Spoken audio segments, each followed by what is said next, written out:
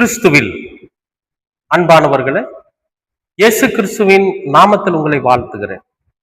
இன்றைய அனுதின உணவுக்காக கர்த்தர் நமக்கு கொடுக்கிற வார்த்தை எபேசியர் 4ஆம் அதிகாரம் 15வது வசனம்.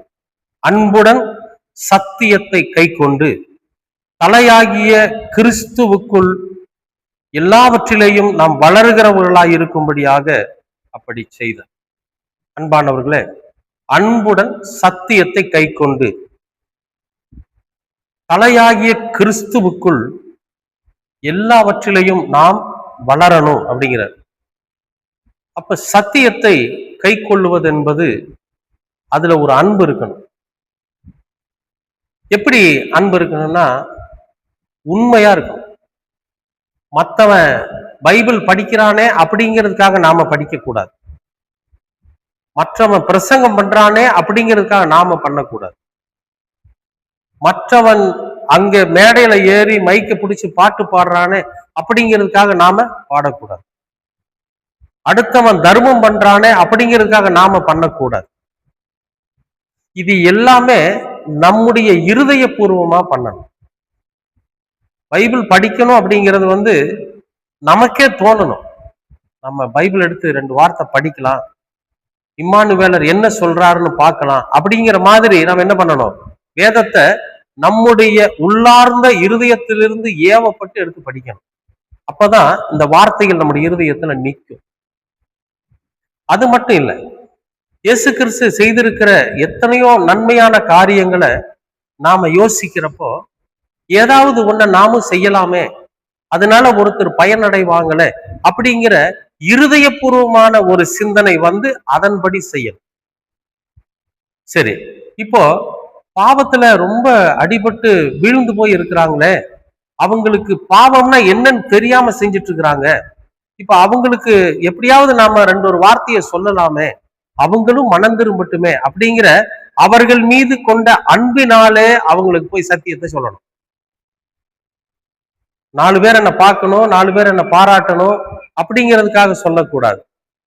அந்த வீணா போயிட்டு இருக்கிற அந்த ஆத்துமா விபச்சார பாவத்திலேயோ, மதுபான பிரியத்திலேயோ, அல்லது புகைப்பிடித்தலையோ, மற்றவர்களுக்கு கேடு செய்யறதுலையோ, துன்மார்க்கமான காரியத்தை செய்யறதுலையோ, ஒரு மனிதனுடைய ஆத்மா வீண் போயிட்டு இருக்குது, அவனை எப்படியாவது 2 வார்த்தையை சொல்லி வைப்போம், அவனும் கொஞ்சம் திருந்தட்டுமே, ஒருவேளை இயேசு கிறிஸ்து வர்றப்ப அவனும் ஒரு நல்ல ஆத்மாவா கர்த்தர் இடத்துக்கு போகட்டுமே, வீணா அந்த ஆத்மா சாகுது அப்படிங்கிற அக்கறையோட அன்போட போய் சத்தியத்தை சொல்லணும். இதத்தான் இங்க அழகா சொல்றாரு பவுல். அன்புடன் சத்தியத்தை கை கொண்டு நாம அன்புள்ள இருதயத்தோட அவங்களுக்கு போய் நல்லது செஞ்சு கிறிஸ்துவுக்குள், அதாவது எல்லாருக்கும் தலையாகிய கிறிஸ்து, எல்லாருக்கும் தலைமை ஆகிய கிறிஸ்து, எல்லோரையும் வழி நடத்துகிற கிறிஸ்து, அந்த கிறிஸ்துவுக்குள் எல்லாவற்றிலையும் நம்ம வளரணும்.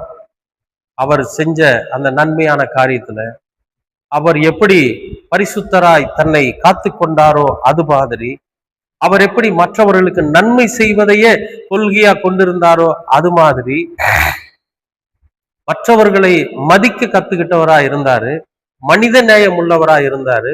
இதெல்லாம் எப்படி கிறிஸ்துவுக்குள் இருந்ததோ அது எல்லாவற்றிலையும் நாமும் தேறினவர்களா இருக்கணும். அன்புடன் சத்தியத்தை நாம கை கொள்ளணும். அப்பதான் இது போன்ற நற்காரியங்கள் எல்லாம் நடக்கும் அப்படிங்கிறார்.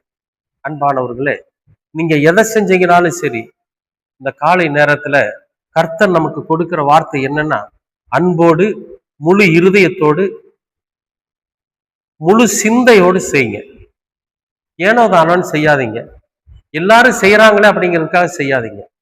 கண்டிப்பா நம்மால பெரிய அளவுல செய்ய முடியலனாலும் பரவாயில்ல, ஏதோ நம்மளால முடிஞ்ச நன்மைய முழு இருதயத்தோட அன்போடு நாம செய்யறப்போ நிச்சயமாகவே மிகப்பெரிய ஆசீர்வாதத்தை நாமும் நம்முடைய குடும்பத்தாரும் அனுபவிக்கிறத பார்க்க முடியும்.